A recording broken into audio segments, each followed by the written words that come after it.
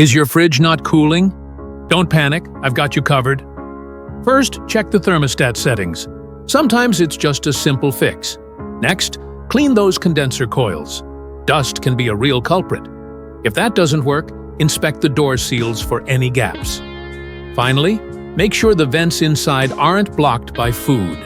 And there you have it. Cooling restored without a hitch.